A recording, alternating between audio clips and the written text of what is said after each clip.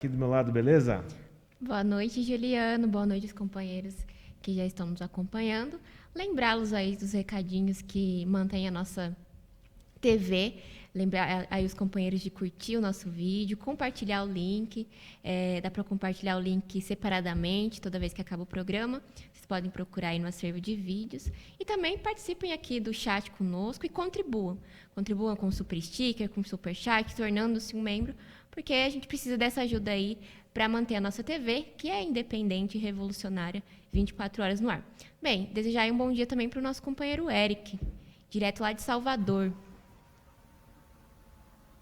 Olá, boa noite, Juliano, boa Eu noite, falei. Isadora. Falou bom dia, de fato. É que eu tô Eu acostumada com acho que reunião de pauta. é a força do hábito. Mas vamos lá, boa noite a todos aí que estão nos assistindo. Essa semana aí cheia de atividades aí. Estamos o Dia da Consciência Negra, o Dia de Zumbi, mas também ainda estamos no panorama aí das eleições, né? Dos pretos e pretas da favela aí. Exatamente, Eric aí dando seu relato diretamente da terra onde o rei decretou que não haveria campanha eleitoral, faltando algumas semanas para o primeiro turno. O rei, no caso, é o presidente, né, desembargador do Tribunal Regional Eleitoral da Bahia, decretou que não haverá mais campanha eleitoral. Finalmente, para ver. Aí a imprensa noticiou isso daí, né? E eu falei, de fato, né? É o caso de a gente começar a discutir o 20 de novembro, a libertação dos escravos, porque o negócio está muito complicado nessas eleições.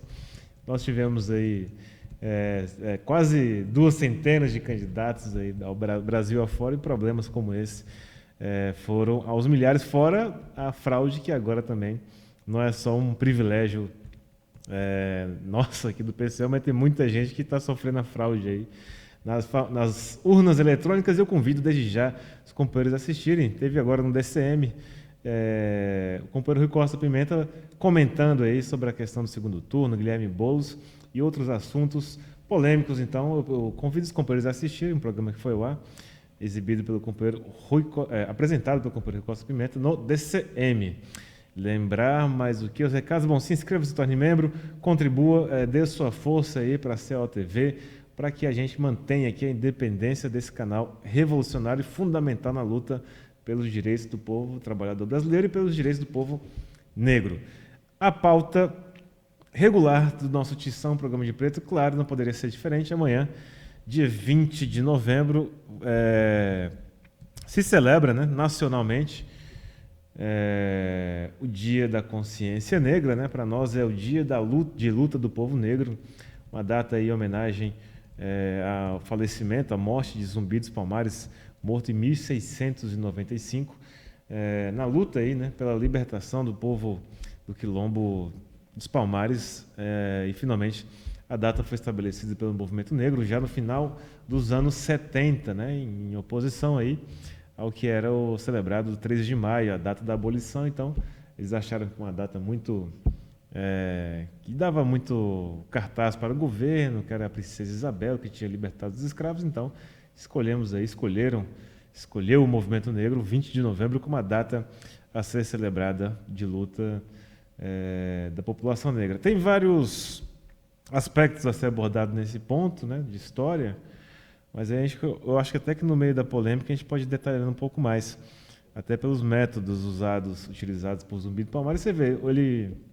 organizou a revolta em 1600, nos anos 1600, né? O Quilombo resistiu mais de 100 anos aí às investidas da coroa, e finalmente os métodos utilizados por Zumbi dos Palmares, por mais que de lá para cá tenham tentado inventar a roda, etc. e tal, mas foram os métodos corretos aí até então para enfrentar a ditadura do regime. Vamos ver aqui, inclusive, que os integrantes do movimento negro atualmente simplesmente esqueceram como deve ser feita a luta da população negra. Bom, companheiros, vamos lá. 20 de novembro, Isadora, depois companheiro Eric. Eu gostaria de destacar o livro do Benjamin Perret sobre o Quilombo, né? Porque eu acho que o livro destaca aí a resistência, de fato, né? O que é, de fato, resistência do povo negro, que o Quilombo do Palmares, aí por muito tempo liderado pelo Zumbi, fez, né? Eles enfrentaram aí inúmeras expedições do governo contra o Quilombo, e eles, de maneira, de fato, muito bem organizada, numa resistência aí, da população negra da época, resistiram aí por muitos anos esse ataque. E aí também destacar, né, os ataques que o Zumbi de Palmares tem sofrido do governo Bolsonaro, né? Temos aí a Fundação Palmares, que, a partir aí de um negro lacaio do governo de extrema-direita do Jair Bolsonaro, tem atacado a memória do Zumbi. Eles tiraram, inclusive, a estátua do Zumbi dos Palmares de frente da fundação, e mostrando que temos que nos espelhar aí na coragem, na organização do Zumbi dos Palmares para enfrentar essa direita golpista. Companheiro Eric. Eu queria destacar a parte vamos dizer assim, da resistência da luta armada, principalmente, né? A organização e a luta armada que mostrou-se, vamos dizer assim, fundamental, né? Hoje a gente vive um momento na história aí, um momento histórico de refluxo da classe operária mundial, em que deixa aparecer em muito da discussão aí, né, na luta contra a burguesia, que não é necessária a luta armada, que não é necessário se organizar, né, que não é fundamental você enfrentar de frente, né, a burguesia. Você pode buscar integrar os governos, né, eleger parlamentares, né, e ir mudando o Estado burguês, né, e quem sabe lá na frente, daqui a dezenas, centenas de anos, você sobrepor o capitalismo a uma coisa aí que ninguém sabe bem o que é. E a gente vê que essas lutas revolucionárias, como é o caso, né, do Palmares, né, uma situação em que extrema violência a que os escravos, a gente não precisa se aprofundar aqui, eram submetidos, levou a eles a, primeiro, fugir da violência que sofriam, depois se organizar, né, porque sozinhos eles não iam durar muito tempo morando no interior do país. Se organizaram, formaram um agrupamento que se tornou uma verdadeira cidade, né, em muitos aspectos, e isso era buscado constantemente, a autonomia, né, chegou a ter, nos idos de 1670, cerca de 30 mil pessoas, né, e enfrentou, como vocês destacaram, inúmeras investidas, inclusive dos holandeses, né, que aportaram em Recife à época. E então tudo isso foi feito com um trabalho de organização, de defesa, né, e Zumbi ascendeu à liderança do Quilombo, principalmente pela sua liderança militar, né, sua liderança na defesa daquela comunidade.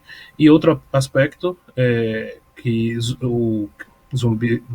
o Palmares, Quilombo dos Palmares, serviu de referência para todos os negros, né, no Brasil, escravizados, que, vamos dizer assim, motivou a criação de quilombos por todo o país, né? E realmente foi um método fundamental de luta e sobrevivência dessa população. E aí fica o exemplo histórico para a gente, né? Lutar, enfrentar a opressão, se organizar, e essa luta precisa ser consequente, né? Utilizar os meios e as ferramentas necessárias para tal, né? Exato. Eu acho que esse aspecto colocado pelo Eric é fundamental, né? Inclusive o caráter independente da luta levada por Zumbi dos Palmares, né? A questão da organização, da disciplina e da própria hierarquia do Quilombo dos Palmares já foi até, entre aspas, denunciada pela direita, fecha aspas, sobre a questão da organização que o Quilombo teve que ter para poder resistir à opressão da coroa, né? É importante destacar esse fato porque, finalmente, de um tempo para cá, né, nas últimas décadas, aí, a gente tem observado uma tentativa de transformar a luta do negro em uma luta cosmética, né, uma luta por o que se pode ou não dizer, uma luta totalmente subjetiva, assim, identitária, como se diz agora nas denúncias aqui, que também comprova que não tem resultado algum, tão somente um resultado cosmético, né? Hoje em dia, até a Globo já tem lá seus negros de cabelo black. Eu não sei o que eu vi, mas não sei se foi a Avon que lançou uma campanha antirracista. A aí. Boticário A também, Boticário seguindo também. a Magazine Luiza. Coloca os negão lá, botando desodorante e tal, mas vai você entrar no shopping Morumbi, na loja da Boticário lá, pra ver o que acontece, né? Mas enfim, tá aí, Zumbi dos Palmares, né? A gente deve organizar um evento em homenagem, claro, esse ano não vai passar batido, tá essa correria das eleições, mas finalmente nós vamos organizar um evento, trazer pessoas, um debate a respeito de mais uma data importante, de mais um 20 de novembro, dia de luta do povo negro, e eu emendo que no próximo dia 22 de novembro serão completados aí 110 anos da Revolta da Chibata, se não o principal evento, né, do século passado, da luta do negro. Inclusive, o comandante da revolta leva aqui, a gente colocou o nome do nosso coletivo em homenagem a João Cândido aí, João Cândido Felisberto, que comandou os marinheiros num levante em 1910 contra a Chibata, mas finalmente era contra todos os maus tratos impostos pelo regime contra os negros, né? Os negros, imagine, a escravidão tinha acabado em 1888. Aí em 1910 o pessoal estava levando chicotada ainda, né? Na Marinha. Então, pessoal, já também como resultado da própria revolta que tinha na sociedade, eles também, João Cândido liderou uma revolta na Marinha brasileira. Aí a imagem, né, ali atrás, o encouraçado Minas Gerais, famoso encouraçado Minas Gerais, hoje já desmontado, alguns pedaços deles estão espalhados aí em uma série de locais do país, né? Tem até no Rio de Janeiro, tem um canhão lá que eu tirei foto uma vez do lado dele, muito legal. E aí na frente, João Cândido, olha, marchando. Já não sei se isso daí foi a prisão dele, salvo engano, acho que foi. Já sendo conduzido aí. Também morreu João Cândido morre aí abandonado, né? Sem nenhum dinheiro, nenhum recurso, nem nada. Como não poderia ser diferente, os outros revoltosos da Revolta da Chibata foram torturados até a morte pelo regime. João Cândido, na verdade, foi o último a morrer, se não o penúltimo a morrer aí da Revolta da Chibata, depois da total repressão que sobreveio à revolta, né? Os negros tentaram se levantar. Acho que eu gostaria de destacar que não é à toa que o nosso coletivo chama João Cândido, porque, de fato, para você enfrentar esse regime, você tem que ter uma política que bote medo no regime, como fez o João Cândido quando ele apontou aí os canhões contra a República, contra o Rio de Janeiro, falando que se não, num motim aí, que se não parasse as chibatadas, eles iam fazer algo, né? Eles não iam, mostrando aí totalmente contrário ao tratamento que eles recebiam. E é muito legal, né, nos relatos, contando a organização que teve o motim, toda assim, a capacidade de liderança que consagrou aí João Cândido. De fato, é uma sorte ele ter sobrevivido, não só o massacre, porque jogaram ele depois da revolta numa cela que era 100 metros abaixo, né, da terra, e sobreviveu ele e outro. E depois também todo o processo que ele passou durante a vida toda, né? E ele viveu por muitos anos, né? Faleceu com...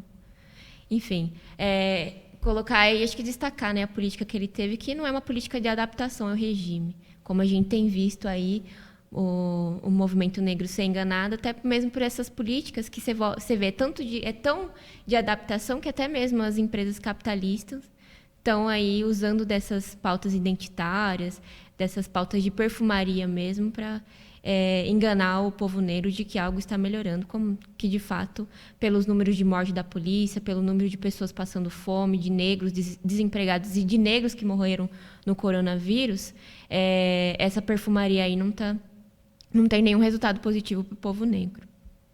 Eric? Pois é. A gente queria fazer uma comparação. A gente vê esse caso aí, né, da Revolta Chibata, que os marinheiros e marujos A gente vê nas imagens aí, são todos com cara de trabalhador, pobre, explorado, não muito diferente dos escravos recém libertados, entre aspas, né? Há poucos anos atrás.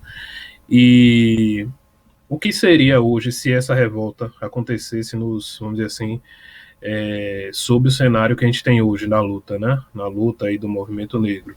Será que esses marujos seriam tratados de que eles fizeram errado a tomar de assalto os navios da Marinha?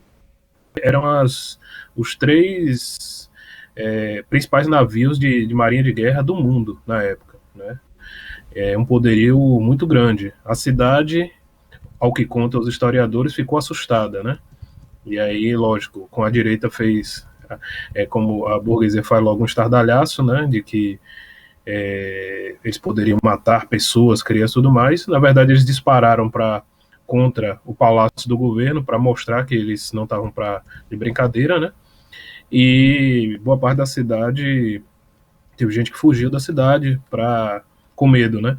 Mas a questão, e se isso fosse hoje, né? Como isso seria visto pela esquerda? Né? Será que iam elogiar um tratamento ultra repressivo de um Dória, né, de um Witzel, de um Bolsonaro, que com certeza ia partir com toda a violência contra esses trabalhadores, ou ficaria em favor da luta, né, armada e da luta que era necessária no momento, né? Que, como a gente falou no exemplo anterior de Zumbi, é a única forma, né? Ou você é consequente com o que você precisa fazer, se organizar e enfrentar a opressão com uma determinada dose de violência, ou você vai combater a violência com rosas, né, como ele falou aqui, com cabelos blacks, né, com ninguém solta a mão de ninguém, etc. Fica um pouquinho difícil, né? Exatamente. Bom, aproveitando aqui Aproveitando não, né? Em total oposição ao que foi dito até agora, nós vamos entrar aqui no ponto principal, a polêmica com as posições expostas na rede social de Jones Manuel a respeito da repressão. A gente discutiu, né, na própria reunião de pauta do Jornal Causa Operária, do Diário Causa Operária, mas eu acho que valeria a pena discutir uns pontos aqui do que ele coloca, porque é muito significativo a respeito do que a gente está debatendo, né? Bom, o Jones Manuel, ele se apresenta como militante do PCB, ou integrante, ou filiado do PCB, só que ele tem posições próprias, né? Que já, para mim, já cheira mal, porque eu não sei como é que funciona esse negócio de ser militante e você ter posições suas e não partidárias, né? Que é muito esquisito. Mas também, vendo o que está acontecendo nas eleições, dá para entender como é que a esquerda trabalha nesse sentido, né? Mas, enfim, essa é a primeira questão. A segunda, e a produção, eu te mandei uma foto no Skype, quiser colocar já aí, é até bom que a gente já vai... Tá lá o post dele, né? O post. A primeira coisa que ele coloca aí, que também já é super avacalhado, é o seguinte: agora que está quase acabando a votação, posso falar uma coisa. Eu não vejo problema nenhum em candidatos pela esquerda, militares ou policiais. Antes, o contrário. É sintoma da força política e ideológica, a penetração de massa, não sei, força, de nossa força, não sei, no meio militar, como o PCB tinha antes de 1964. Bom, produção pode tirar, depois a gente volta no segundo comentário. Acho que esse primeiro comentário já mostra bem assim, a total falta de qualquer tipo de critério, programa, princípio, a respeito do que você está fazendo, falando, né? Também já é outro problema de método. Primeiro, que você não defende nenhum programa partidário. Segundo, que assim, eu não vejo problema, quer dizer, então é ele que não vê problema, e o que isso de fato significa. Mas o que importa aqui, no que está dito aqui é o seguinte: não tem problema nenhum que tenhamos coronéis, policiais militares, o pessoal da chacina da Candelária, como é que é o pessoal os Highlanders da Baixada Santista, os grupos de extermínio, Coronel Telhada, dentre outros aí, o Rambo aqui de Diadema, se eles resolvessem sair candidatos pelo partido de esquerda, segundo o Jones Manuel, não há nenhum problema aí. Muito pelo contrário, é muito positiva, né? Segundo ele, significaria a penetração da esquerda das posturas progressistas dentro das forças militares, sendo que é justamente o oposto que está acontecendo. Aí que mora a pegadinha e aí que mora a malandragem do próprio Jones Manuel de não assumir uma postura minimamente democrática com relação a um grupo de extermínio oficial que é a polícia militar, né? Também me revela assim, ele se apresenta como ultra-esquerdista, mas essa posição, inclusive, é a posição defendida por todos esses militares que saíram pela esquerda, inclusive a major lá de Salvador, com o Peré, que pode falar um pouco depois, também acha isso daí, né? E um pedaço da esquerda, e o movimento negro também acha, assim, que é muito agradável, né? Muito salutar que tenhamos aí gente integrante dessa corporação que mata 5 mil pessoas ao ano saindo candidatos, né? Candidato pelas organizações de esquerda, que revela mais sobre as organizações de esquerda que estão lançando esses candidatos do que sobre os candidatos em si, porque venhamos, né? Venhamos, pensemos um pouquinho a respeito. Quem é esse super policial militar democrático que está aderindo ao socialismo e ao comunismo, saindo por uma legenda de esquerda? E, na verdade, a mudança não é com um policial militar, mas, assim, enfim, a mudança do próprio partido. E, como o Jones Manuel falou, é isso mesmo. Não precisa de um programa. Não precisa defender alguns princípios. Basta você acreditar, né, numa espécie de exercício de fé, daqueles que detêm fé ainda, de que o PM que está saindo candidato por um partido de esquerda, ele por algum motivo muito milagroso, né, está aderindo às posições democráticas, esquerdistas e progressistas daquele partido, e não o contrário. Não é que o partido que lançou o candidato está totalmente arregado, né, e a reboque das forças de repressão, e por isso deveria ser muito criticado, o que de fato nós fizemos, e não só nós. No caso do PSOL do Rio de Janeiro, também teve uma candidata, acho que a vereança, que abandonou a candidatura por causa da patifaria que eles fizeram de lançar um coronel a vice da Renata Souza. Renata Souza? Acho que é isso. Foi do PSOL, né? Exatamente. E o Ibis, esqueci o... Bom, esse é o primeiro ponto, companheiros. Vamos lá.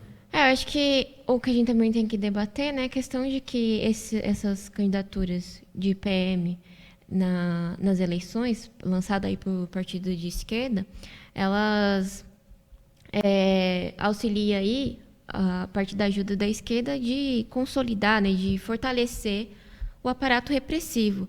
Porque esses candidatos que também participaram, né, das eleições, os candidatos militares e tal, eles não têm nenhuma proposta revolucionária também, né? Nenhum, de fato, assim, até mesmo o Ibis, né?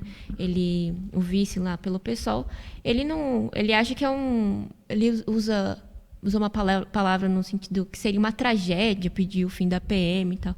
Você vê que o cara não tem nenhuma consideração crítica em relação à PM, ao papel que ela exerce, né, na sociedade, que é de reprimir totalmente os trabalhadores.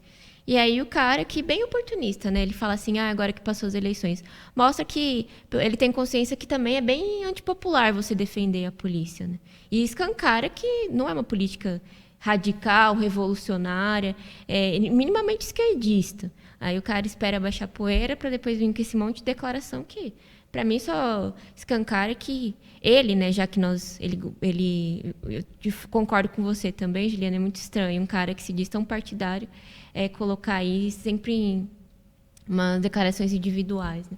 Mas até perdi o raciocínio. A questão do que ele falou, né, que ele achava. Enfim, passo para o Eric. Debate. Interessante, né? Eu queria colocar essa questão essa posição dele, né, parte desse negócio existe policiais bons e policiais maus, né? Que é uma parte desse pensamento aí, como o Juliano colocou, de pensamento individual, né? Não tem como vocês colocaram, ele não tem uma posição de partido, né? Até porque esses partidos da esquerda pequeno burguesa não tem programa mesmo, não tem uma política de fato. malmente uma política eleitoreira. Então, é típica essa posição individualista, né? Ou seja, se eu sou um policial, né, seja da PM, seja da Rota, seja dos esquadrões de extermínio, mas eu tenho uma tatuagem no braço de policial antifascista, né, se eu visto uma camisa do movimento LGBT, eu posso ser um policial bom, né, eu posso ser uma pessoa boa, de acordo com o que eu falo também. Né? E desconsidera esse tipo de posição que desconsidera primeiro o conjunto da situação, né? A política geral, a que cada vamos dizer assim, situação está englobada. E depois desconsidera vamos dizer assim, os fatos, né? O que realmente importa, além das palavras. Né? Primeiro que o ponto principal é que, como a gente coloca sempre, a polícia, o aparato de repressão do Estado brasileiro é um aparato fascista. Né? A polícia, os militares, e principalmente a polícia militar, que é o que faz o trabalho sujo cotidianamente, né? É um aparato fascista. Isso a própria burguesia, vamos dizer assim, até reconhece em certa medida, né? Mesmo falando de forma escamoteada. Não tem como um policial atuar de forma individual numa instituição que é altamente assim, hierarquizada, né, e controladora. Quem sabe, quem tem parente aí, conhece amigos policiais, sabe como é que é. O pessoal que pensa um pouco diferente tem que se esconder dentro da própria instituição. Né? Inclusive esses grupos aí de antifascistas e tudo mais, o pessoal vive se escondendo. Lideranças aí que se colocaram, alguns já foram atacados, já foram ameaçados, outros já foi assassinado, e a maioria que diz pensar diferente é fortemente reprimida. Então, assim, o espectro geral que um policial desse atua é um espectro de uma organização fascista. Né? O trabalho dele existe para isso. Como é que todo dia que ele vai trabalhar é em função disso, é em função de reprimir a população, não é em função de fazer caridade com ninguém, por exemplo. Né? Outra coisa é que essa posição individualista é típica das classes médias, né? Típico também da esquerda pequeno-burguesa, né? De você desenvolver uma opinião própria sobre as coisas, né? Principalmente porque vamos dizer assim, não depende a sua posição, por exemplo, esses temas que afetam a população mais pobre, como a violência policial, a repressão do Estado, não cai da mesma forma para a classe média exatamente, né? Ou praticamente não cai, né? Não é a polícia que vai bater vamos dizer assim, nos bairros de classe média, nos condomínios, né, botando para quebrar, né, na madrugada, assassinando gente, como a gente viu aí os casos no Rio de Janeiro, principalmente de crianças que tomaram bala dentro de casa, brincando dentro de casa. Isso não acontece nos bairros de classe média, que aliás o Jones Manuel é um filho da classe média, né? Então é só um exemplo que esse é o tipo de pensamento ultra despolitizado, né? Ultra que não possui uma base política, um programa por trás, né? E que finalmente é meramente um oportunismo, né? Inclusive um oportunismo eleitoral.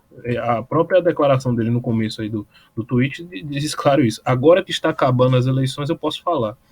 Ou seja, eu não sei bem o que ele quis dizer com isso, mas logicamente ele não queria interferir na candidatura de alguém ligado ao grupo dele, etc. Né? Que é meramente um oportunismo eleitoral, né? Fazer uma demagogia com o público e depois você fala outra coisa. Né? Que é exatamente o caso de você não ter programa, de você não ter uma posição fundamental para as coisas. Né? Exatamente o oposto do que a gente coloca aqui, que a população brasileira precisa, de fato, a classe trabalhadora brasileira precisa de um programa que realmente enfrente a opressão, que enfrente a burguesia, como a gente tem colocado.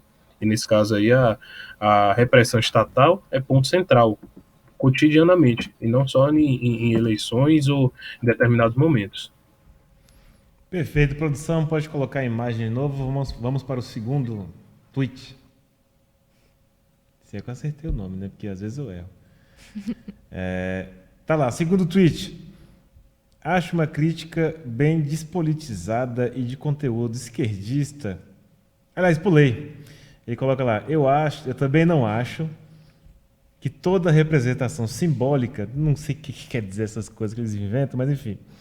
Eu também não acho que toda representação simbólica militar tem necessariamente um caráter reacionário. Em especial considerando a história da América Latina. Nem preciso lembrar, para mostrar conhecimento, do simbolismo de Chávez, Fidel, Che Guevara e Lamarca. Bom, só um detalhe aqui, né? Primeiro que Hugo Chávez, Fidel Castro, Che Guevara e Lamarca foram líderes de movimentos revolucionários, de levantes populares, né?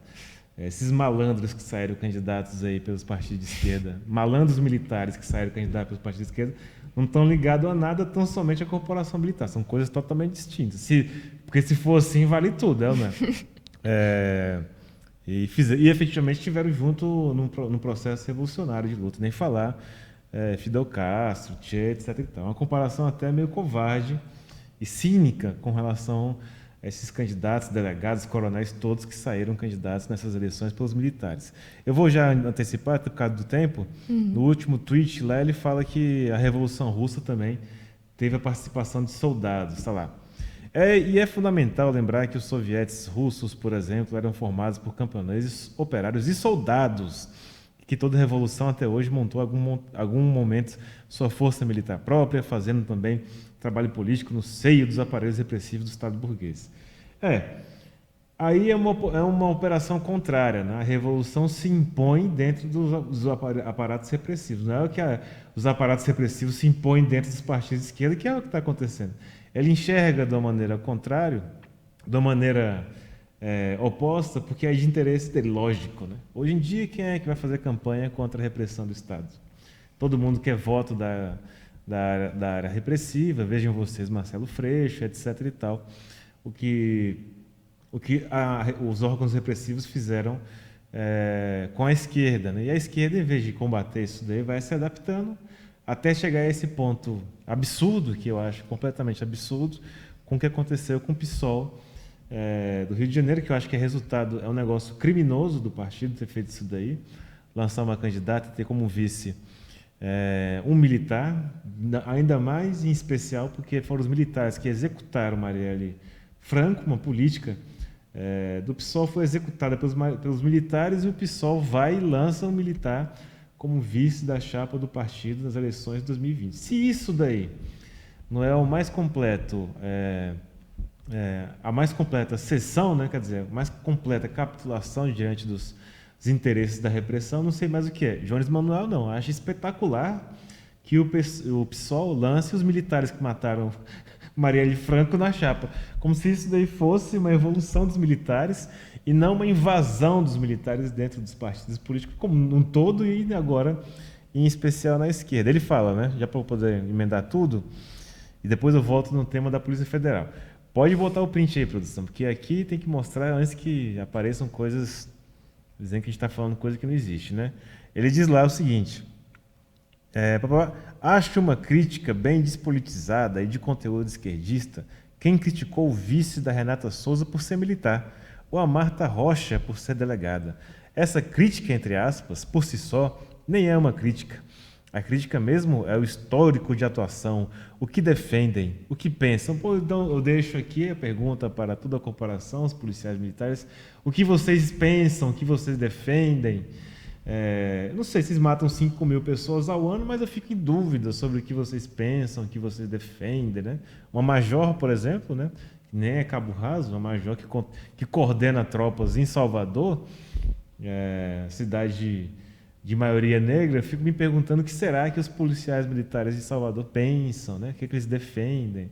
É um negócio muito interessante a posição de Jones Manuel, que mostra, em primeiro lugar, o oportunismo muito rasteiro dessa política, que é muito conservadora, né? Você, ainda mais como negro, né? Você sai em defesa de uma corporação que representa ao longo da história o extermínio do povo negro, para poder mexer aqui, fazer rebolar, que tudo para poder aceitar os PMs, né? As forças repressivas dentro da sua organização política, que é mais escandaloso ainda.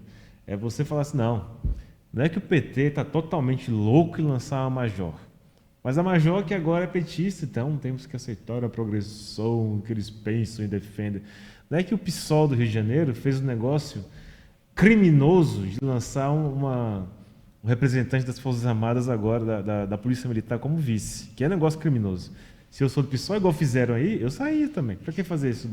Para morrer mais gente agora, executada pelas milícias da Polícia Militar? Não. É a coronel, major, que na verdade é a esquerda que está interferindo dentro das forças repressivas, quando todo mundo sabe que isso está muito longe de acontecer. Bom, passa a bola, depois a gente volta para a Polícia Federal, porque ele ainda fala que quer ser da Polícia Federal. Eu vou comentar rapidinho, porque você tem um evento para participar daqui a pouco, né, Juliano? Tem evento. A gente já divulga a participação do Juliano num debate, mas eu gostaria de destacar a questão que ele fala aí dos soldados, que faz uma comparação aí que, meu Deus, que loucura. Sendo que os soldados aí estavam num momento de revolução, liderado aí por revolucionários, e nós vemos agora a Força Armada, a polícia, liderados aí por um movimento totalmente contra-revolucionário, bolsonarista. Nós temos denunciado na nossa imprensa, e até em outras imprensas tem aparecido mesmo falando que o número de policiais bolsonaristas. E também tem a questão de até mesmo os policiais que se declaram de fascistas, que tentam aí ter uma ação diferente, né, dentro da polícia, eles são excluídos do aparato, porque o aparato repressor ele seleciona aí os mais sanguinários, os mais capazes aí para executar a repressão do Estado. E esses, a gente sabe, nem precisa saber o que eles pensam, né, esses candidatos aí da esquerda. Mas para eles terem chegado a coronel, a general, os papéis, as funções que eles têm dentro da Polícia Militar, a gente sabe que eles precisaram aí agir de acordo com o aparato repressor. E acho que você ia falar depois acho que era isso, depois a gente vai falar da Polícia Federal, né? Que eu ia até destacar que ele queria ser policial no ano que o Lula foi preso, né? Será que é para ajudar a prender o Lula? Enfim. Eric, passo para você.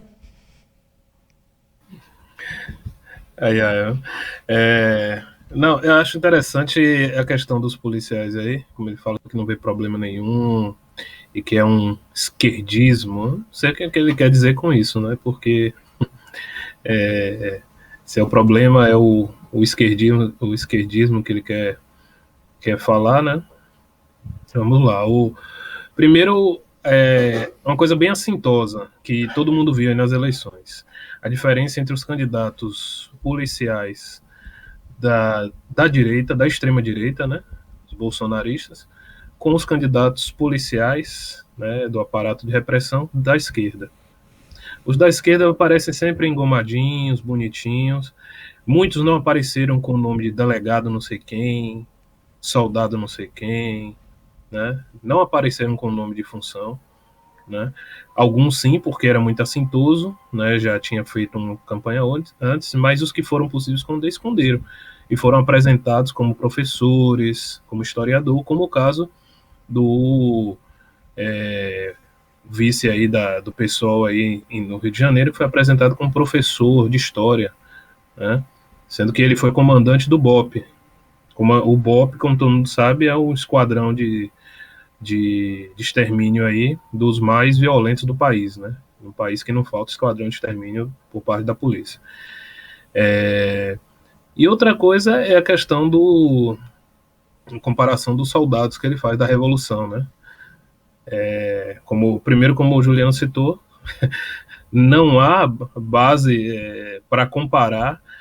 Primeira coisa, mesmo que você tenha algo a falar, né, da política desses líderes que ele citou aí, como Hugo Chávez, Fidel, tudo mais, de pessoas que lideraram um movimento real, né, da população, que participaram e lideraram um movimento real de luta da população, que em determinadas medidas foi revolucionário, sim, do que simples políticos demagogos, que é o caso que ele está citando, candidatos aí policiais, que estão atrás de um carreirismo, essa é a questão, né? Fazendo demagogia com a extrema-direita, bolsonarista, que é o caso dos partidos de esquerda aí que colocaram esses candidatos para ver se ganham votos da extrema-direita, né, dos bolsonaristas, e querer comparar esses líderes revolucionários com demagogos, inclusive universitários, né, que é o caso dele aí. Internautas, opinadores, né, pessoas que ficam aí colocando suas opiniões, seus achismos, né, e aí a gente tem que deixar bem claro que é uma coisa muito... A política real se faz junto às massas, né, nas ruas, nas mobilizações com a classe trabalhadora, né, nas greves, né, nos piquetes, né, e nos momentos revolucionários com armas na mão, né, enfrentando a burguesia. E, ao contrário do que a gente acaba vendo aí, demagogos de sala de aula, né, e candidatos aí a rodo da direita, principalmente aí, que esses candidatos policiais aí, travestidos dentro de partidos da esquerda pequeno burguês, são candidatos de direita, na verdade, né? E ele se enquadra nisso aí. É um cara que fica aí dando opiniões na internet, em sala de aula, mas a prática que é bom, nada. É isso aí, volta o print de produção. Vamos lá, que o pessoal está perguntando onde está isso daí. É o Twitter do Jones Manuel. Solta aí o último print. Aí é o seguinte: ele fala o seguinte. Infelizmente, você vê, ele diz infelizmente, pela idade e pelas tarefas que tenho hoje, não posso mais me dedicar à ideia de ser policial federal.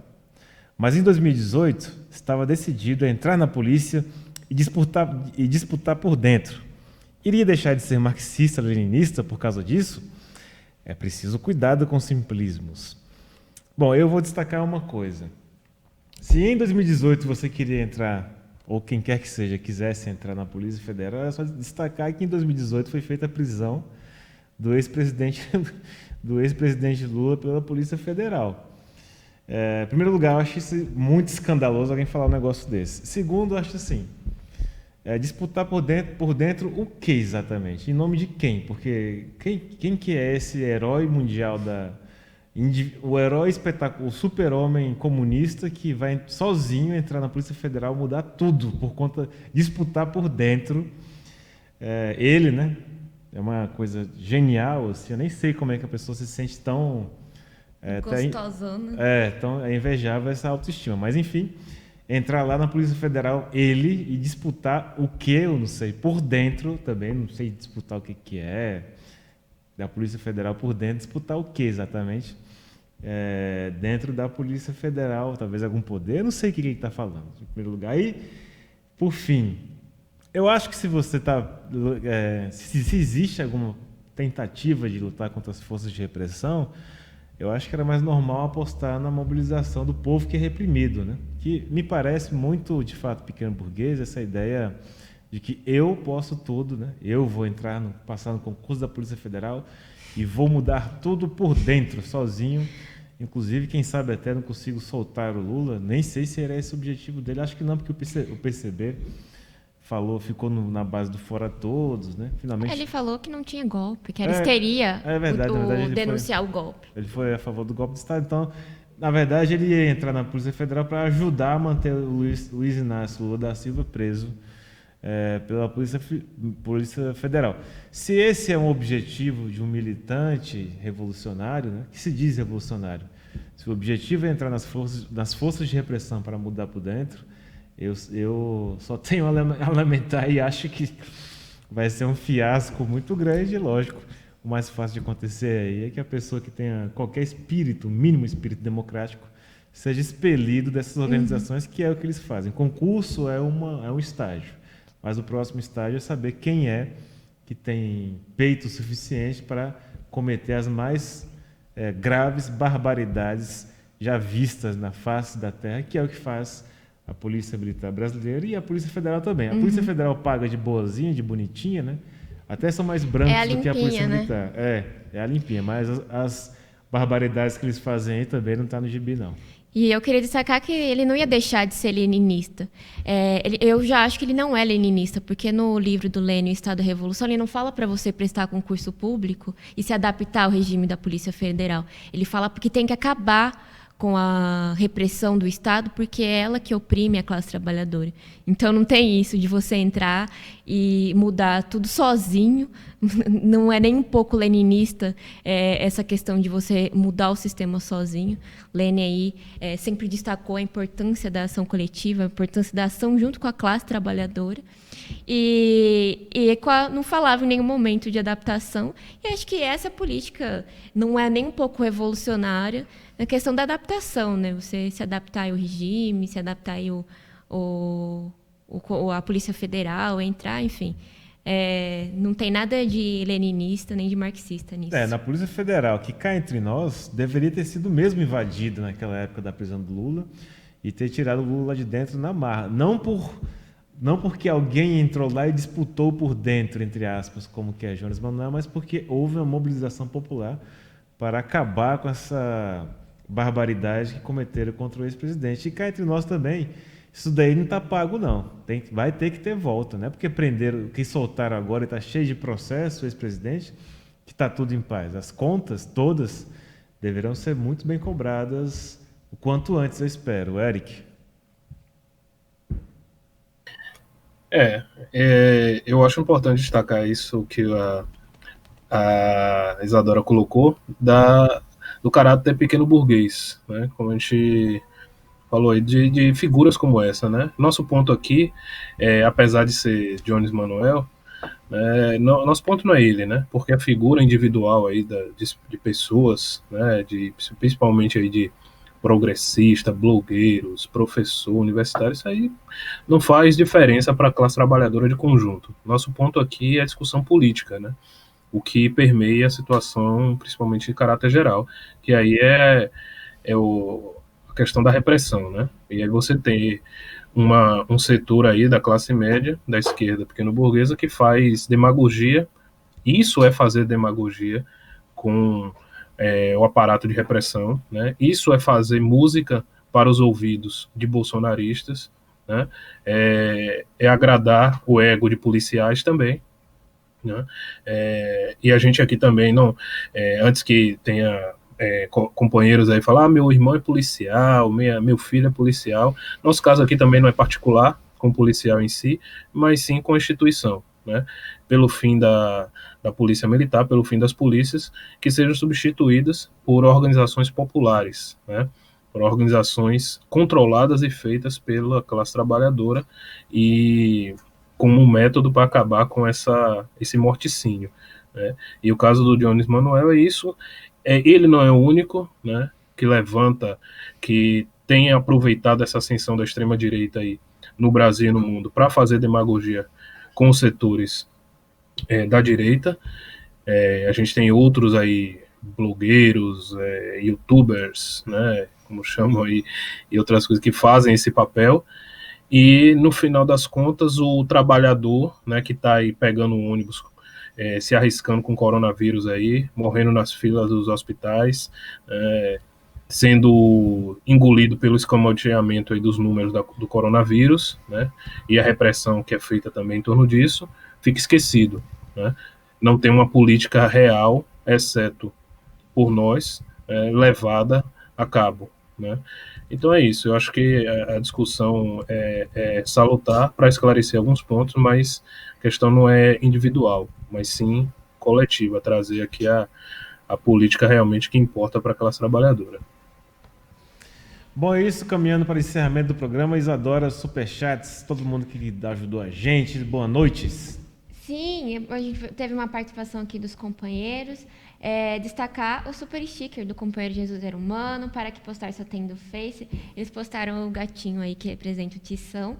Nós também, a companheira Carla, bem-vinda ao Comunista, um plano aí como membro. Muito obrigada. A companheira Cristiane Rocha também participou com um super sticker com o gatinho preto. Quem mais? Teve mais também do Edson Bolchevique, 13, com o gatinho também pretinho. E teve a participação aqui do companheiro Estúdio M5, Rocage. Quem mais? Companheiro Sem Chance, Para Que Postar Só Tendo Face. Diego Correia Monteiro participou aqui do chat. Cristiane Rocha, né, com o Super Chique também, comentários. Marcos Aurélio. Isabela Moreira. Elizabeth Novi e Arthur Freitas. Se eu perdi alguém, desculpa. Só um comentário aqui do Estúdio M5. Ele colocou uma matéria aqui de 2016 do PCB. Nem fica nem fora Dilma, fora o capitalismo. É muito, muito bom, né? É um argumento maravilhoso para quem não quer fazer nada, né? Porque você não faz uma coisa, nem coisa nem outra, fica em casa, tá bom. O pessoal já era hashtag fica em casa antes da pandemia, essa que é a realidade. E coloca aqui o seguinte, PCB, não participamos de manifestações de apoio a Dilma nem a Lula, que agora recorrem aos trabalhadores. Quer dizer, se alguém está lá sofrendo uma injustiça, né?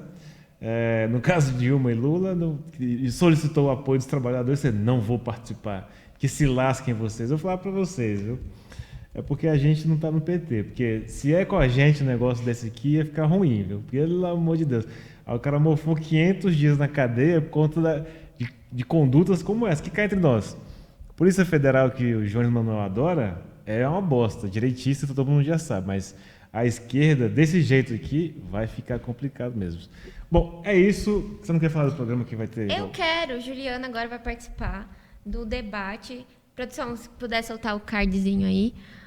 O debate aí do 20 de novembro e a luta contra o racismo e o golpe de 2016, junto com o companheiro Fausto Antônio. Então, ó, acabando aqui, eu já mandei o link aqui no Superchat. Então, acabando o programa aqui, você já entra nesse link e acompanha o debate. Eu também vou entrar lá para acompanhar. E é isso, tem uma discussão aí muito importante, questão do golpe, a luta contra o racismo sob um golpe. Teremos, o João Cândido participará, sendo representado aí pelo Juliano. É isso. Boa noite todo mundo. Boa noite, Eric. Valeu, pessoal. Boa noite. Até a próxima. Bom debate aí. Vou acompanhar aqui também. Legal. É isso aí. Tchau, tchau, companheiros. Até semana que vem.